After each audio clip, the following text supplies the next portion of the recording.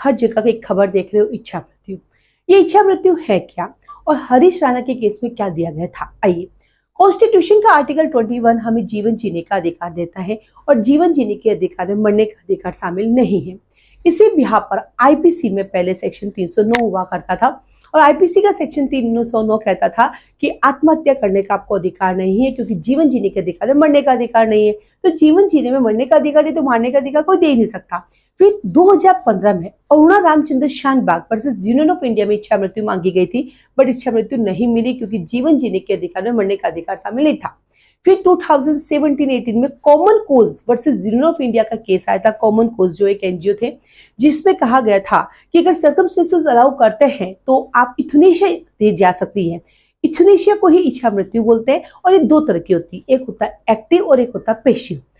Active जो euthanasia होता है उसमें तो जहर का इंजेक्शन देके खत्म, जो कि नहीं की जा सकती। बट पैसिव यूथनेशिया का मीनिंग होता है कि आप उनका ट्रीटमेंट रोक सकते हैं, ट्रीटमेंट को वहीं हटा दीजिए, लाइफ सपोर्ट हटा दीजिए, ऑक्सीजन मास्क हटा दीजिए, उनको जितना उनका रिमेनिंग लाइफ है उनको जीने दीजिए। तो अभी जो सुप्रीम कोर्ट ने जो फैसला दिया है महोदय जी ने, वो बहुत ही संवेदनशील महत्वपूर्ण मुद्दा था और बहुत संवेदनशील जजमेंट था, क्योंकि किसी को परमिशन देना कि ये सब दुनिया छोड़ दो ये पॉसिबल नहीं था।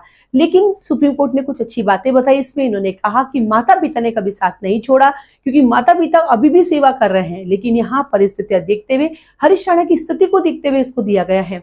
साथ ही साथ सुप्रीम कोर्ट महोदय ने ये भी कहा है कि इच्छा मृत्यु जो है पूरी गरिमापूर्ण होनी चाहिए, उनकी ट्यूटर हटा दिया जाए, उनका लाइफ सपोर्ट सिस्टम हटा दिया जाए, उनको एम्स में भर्ती किया जाए और इस मुद्दे को, ये जो डेथ भी हो तो गरिमापूर्ण होनी चाहिए। तो इच्छा मृत्यु का मतलब आपको समझ में आ गया, हर किसी को नहीं मिलती, ये सर्कमस्टेंसेस और परिस्थितियों के अनुसार ही दी जाती है और वो उस परिस्थिति में दी जाती है जब, जैसे कि अभी आप देख सकते हैं हरीश राणा के केस में, या कहीं ऐसे लोग जो सदियों से कोमा में हैं, जिनको लगता है कि आप कोई रिकवरी की कोई उम्मीद नहीं है, सिर्फ वही दी जाती है, वो भी सिर्फ पैसिव मिलती है, जिसमें आप अपना लाइफ सपोर्ट सिस्टम हटा सकते हैं।